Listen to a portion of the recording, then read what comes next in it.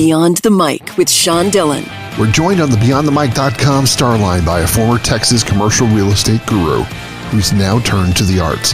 Helaine Abramson has been featured in galleries across Texas and has a story you need to hear. Helaine, welcome. Hi.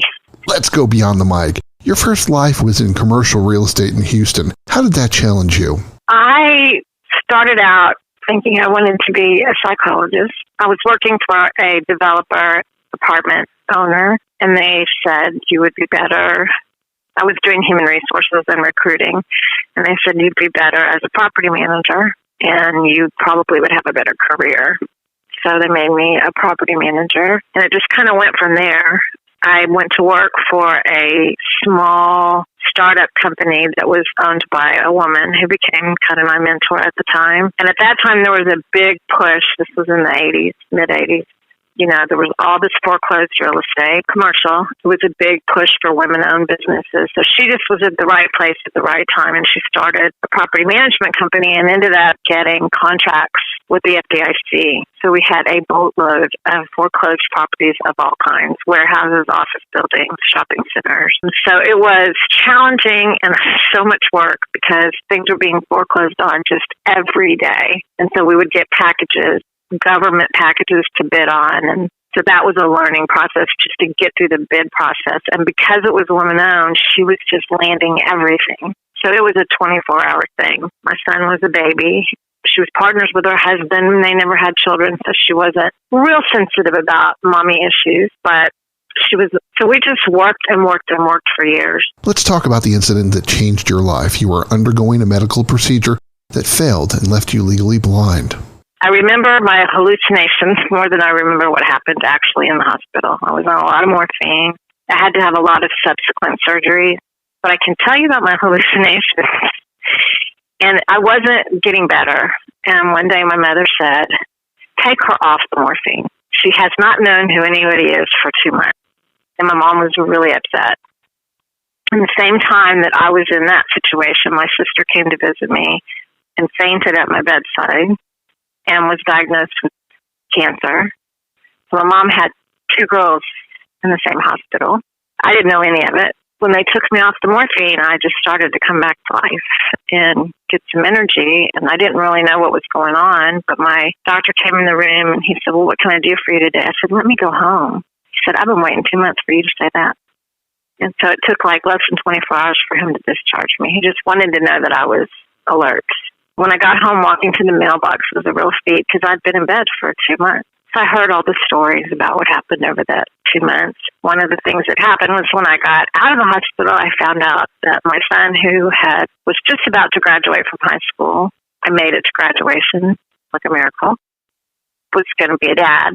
So I had extreme motivation to get well. He graduated and he had already enlisted in the Army. And that was just, post 9/11, and he was headed to Iraq with a baby on the way. I didn't really have time to think about myself. I just needed to get better. Now, I've heard your vision as looking like through 2 straws. How would you describe your vision? That's really the best way, but I don't really know if it's accurate. Speaking on the phone would be difficult, but if you picture like an XY axis, like a cross, your field of vision would be the entire area around that circle. And so you've got the middle, right? And then there's the circle. Well, your field of vision is that whole circle. My field of vision is the very center where the 2 lines cross. And I know that because I have to take tests every few years. And my vision, and that's it. My vision never changes. It hasn't gotten worse. It never gets better. My tests are almost exactly the same every time I take them, and the same in both eyes, and the doctors don't understand it. But, I maintain this tiny bit of vision because I was blind for most of those 2 months that I was in the hospital. I was 100% blind. One day, a friend of mine came to visit, and again, remember, I was very out of it. And I said, oh my God, I love your shirt.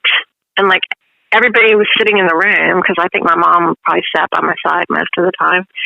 They just you see his shirt? And they called in the doctors and they all burst in, and I'm still really out of it. And they're like, you haven't been able to see for 2 months, anything, it's all been black. I still, when this first happened, I still had 20/20 vision. I could take an eye test. I have no peripheral vision, and it's even smaller than that. So it's very unnerving when I'm out in public. I can feel somebody might be close to me, but I can't see them. You started in decoupage, then moved into mixed media, and now mosaics. Was this a natural transition, or was there something about the media that drew you to it? Well, when I was in high school, like in the 70s, decoupage was a big deal. You know, that was like cool art form back then. And I don't remember how I found it, but I found this little children's guitar in a resale shop. And I have a friend in Austin who is an avid guitar player. And so I bought it, and I thought, what am I going to do with this kid's guitar? And I don't know. I just decoupaged it, sent it to him, and he was like, God, this is so cool. So then I ordered a broken guitar from eBay, and I spent like a year doing it. It's really, I consider it one of my masterpieces, but I did it for him. He's a Native American. He's Hopi. So it was all Native inspired. And I think a lot of the inspiration was I was learning so much about his culture, life on the reservation, and how he grew up. And it was just pulling me, really pulling me. And so I was just, I don't know, I was fascinated. And I started looking at the symbolism and all of it. So I did this first guitar, which is a monster of a guitar, because I didn't know better. I was teaching myself. I did the front, back, the size. I mean, it weighs a ton, and you can't hang it because the whole back is done. At one point, I hated the back, and I ripped it all off, and I wood back on the back and started over. I mean, it was really an interesting self-teaching period. But the finished product, I don't know, I fell in love with the whole process. One of the pieces that drew my eye was your use of butterflies. Butterflies so transformative. Exactly. And like your journey, you started as a caterpillar working in real estate, had to go into a cocoon before transforming yourself into the artist you are today. I love the way you said that, but yeah, that's true. And that's why the butterfly means so much to me. I mean, my friend told me, every girl likes butterflies. I'm like, but it's not the same. Very rare that I do a piece without a butterfly in it somewhere. Nature seems to be a big theme in a lot of my pieces. Color, I love color. I love all kinds of color combinations. I look at art online. I love portraiture, so I have a lot of paintings with all different emotions in them and all different colors and feelings. And mosaics doesn't really communicate. I don't know if it does, but it's hard to communicate emotion through mosaics. But as I started doing it, people felt something and told me they felt something. So I just start working and don't know where it all comes from. It's just pulled in from all different parts of what I love. Now, which artist influenced you on this path?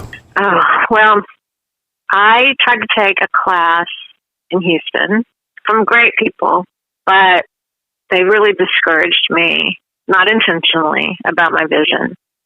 And I felt crushed because there were certain technical aspects that I needed some guidance on. I was pretty much self-taught, but I went to them because I wanted to grow out I wanted to grow out another guitar with an expert who could teach me, the best way to grow out, that kind of thing. So I just needed a little bit of that. But when I left, I felt like I really can't do this.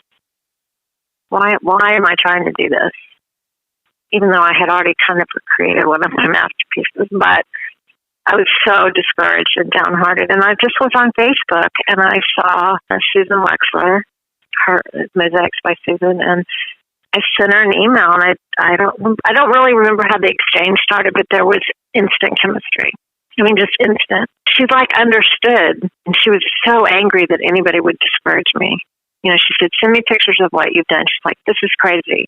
You do not need to be discouraged. You need to be nurtured and encouraged and brought to life." She said, you've got it, but in your vision, it's not going to be a problem. There's no way. And we had never met. She lives in Denver. She said that she had this place called Hacienda de Mosaico in Puerto Vallarta. I love Mexico. And it's like a bed and breakfast, but it's like a mini resort. There's like only 8 people there at a time. You have your own little casita. There's a swimming pool. It's beautiful. Everything is mosaic there. The sidewalks, the walls, the suite, everything. It's just peaceful and beautiful. She said, you will feel safe there because you cannot leave without somebody helping you, I'm guessing. There's like a gate at the front. She said, I think you'll be very safe. She said, I'll be there. I'll take care of you. And I will show you that you can do this. How did it make you feel when she said, you can do it? Oh, it's almost spiritual, to be honest. Especially when I met her. I love her. She's just a really good friend, and she gave me a new life. She did. Your son Josh is an Army Silver Star hero for clearing out an area of insurgents in Afghanistan, serving multiple tours in a war zone.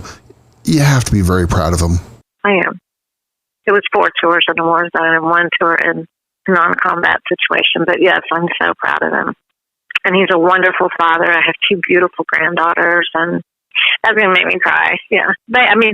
Always I'm driven by them. And when the girls were little, they loved to do art with me. And they loved that I don't have a car. I gave my car to him as soon as I got out of the hospital. Knew I would never drive again. So my garage is my studio. And when they were little, they loved coming and going in there and just getting dirty and creating things. As a mom, you don't have as much patience that way, but as a grandmother, you do. And it's just like, get whatever you want. You can paint. You can glue things together. I took them to take a Mosaic class, and that's all inspiration. That all comes back to me. To see how free kids are, it's just wonderful. What do your grandkids call you? Mimi. That's what I called my grandmother. Since my son is an only child, I got to pick, so I want to be Mimi. Now, you recently lost your guide dog, Chapman. I'm not sure if you're ready to find your next partner, but tell me how important a guide dog is to you. Oh, my gosh. Okay. Give me a second here. I've been a dog lover all my life, and I rescue dogs, and I love them all, the ones that are gone, and I have 2 little ones still. But that's a pet. A guide dog is a partner. And they tell you that when they're interviewing you to see if you're qualified for one, and you go through that initial process. It doesn't really ring because I always think, I love dogs. Of course it's a partner. It made sense to me. All my dogs were my partners, I thought.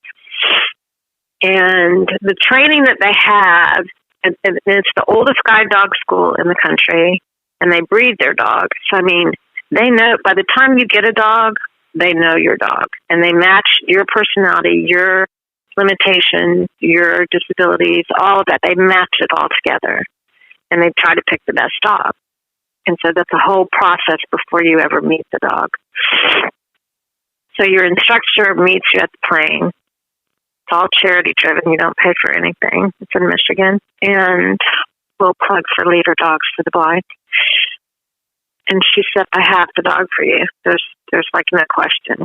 Whereas other students, they were going to take a few days to decide which dogs they got. She said, no, I already know who you're getting. Okay, so you go on, you get there on a Monday, you do some training for 2 days, and then Wednesday morning is the day you meet your dog. So everybody goes to their room. It's kind of like living in a college dorm. Everybody goes to their room, and you spend that first day bonding with your dogs. She brings Chapman into the room. And first of all, he was a gorgeous dog.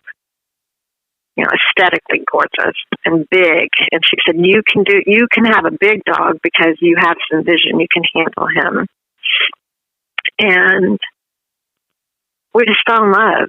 And you stay for a month. So it's training day in and day out. You train for hours and hours and hours because there's just way more to learn than people think. Because you, as the person on the team, you have to know how to use your dog. It's not just, okay, here's a dog, he's going to guide you around, because he doesn't know where you need to go.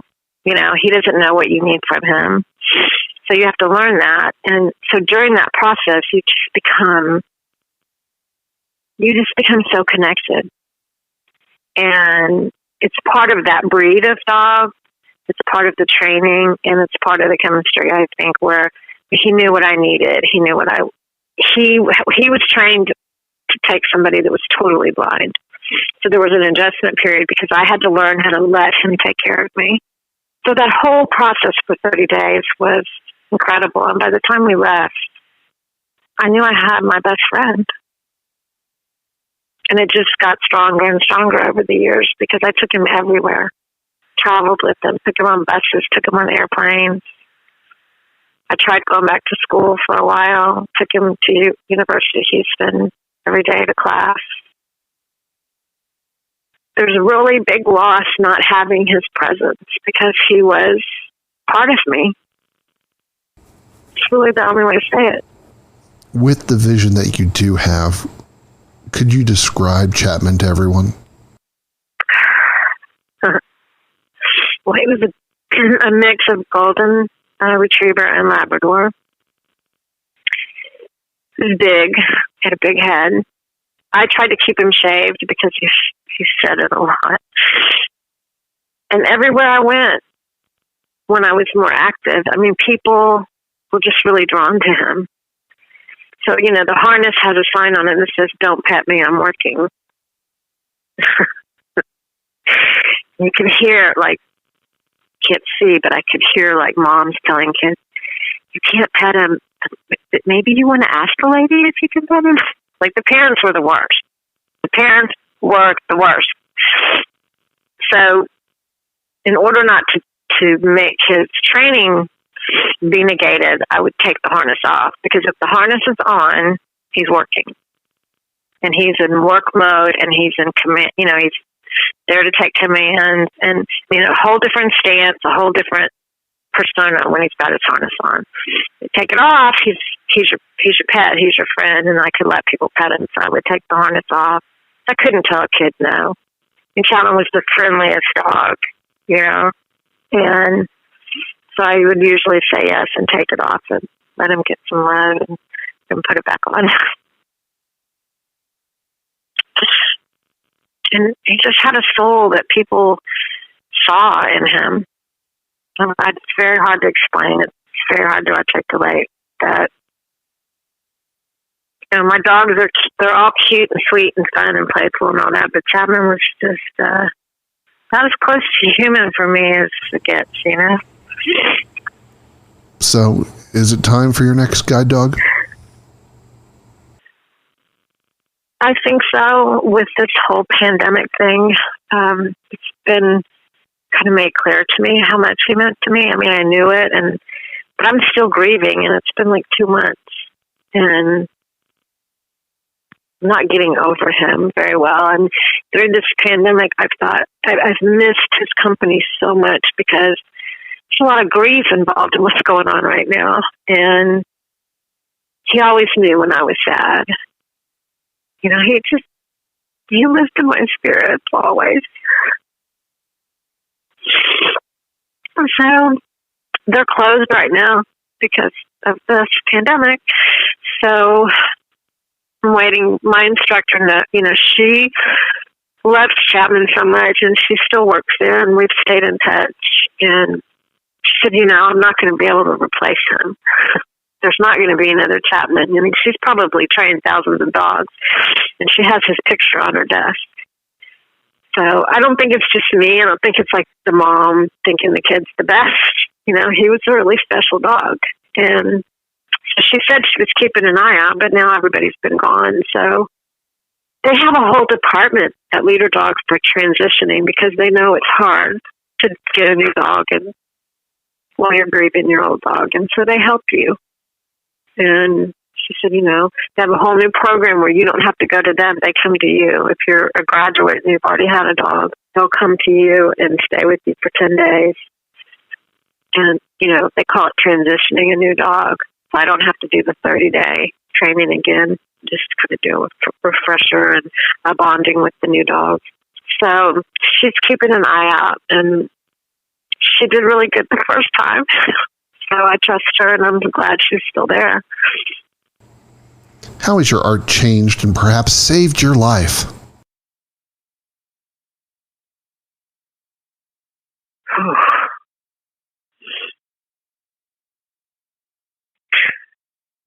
Well, I have more confidence in my ability and my pieces.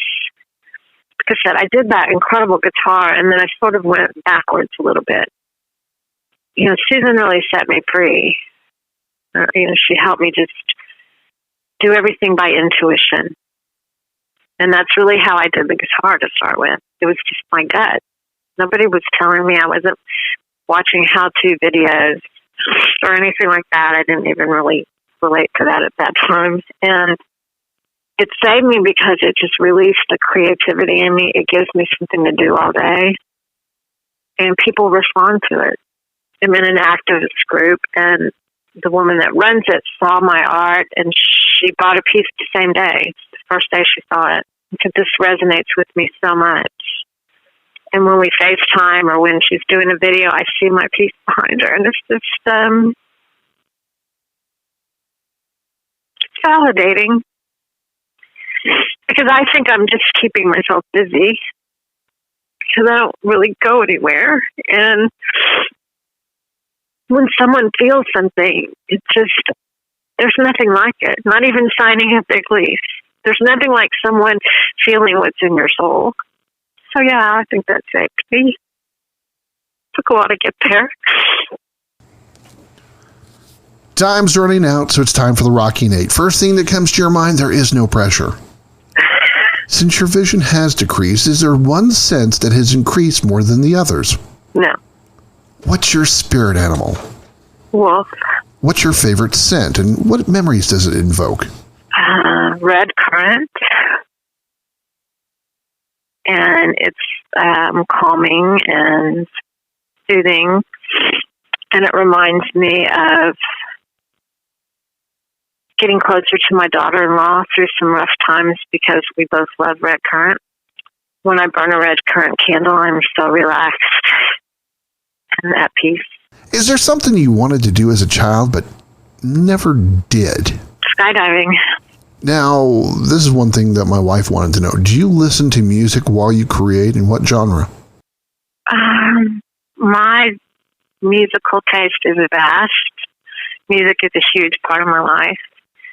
So the genre's kind of hard, mostly 70s rock and indie bands, but I listen to Native American music. I listen to a little bit of everything. If you could commission a famous artist to do something for you, what would it be? Probably a really beautiful painting of my girls, but in an artsy way. Where's your favorite vacation spot? I'm going to say the Netherlands.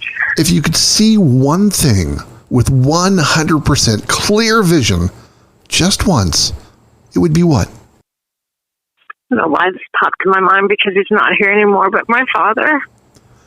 Her favorite scent is red currants, her grandkids call her Mimi, and her spirit animal's a wolf. Artist Helaine Abramson, thank you so much for joining us. Thank you for having me. If you enjoyed today's episode, please leave a review, and subscribe. And that, my friends, is Beyond the Mic.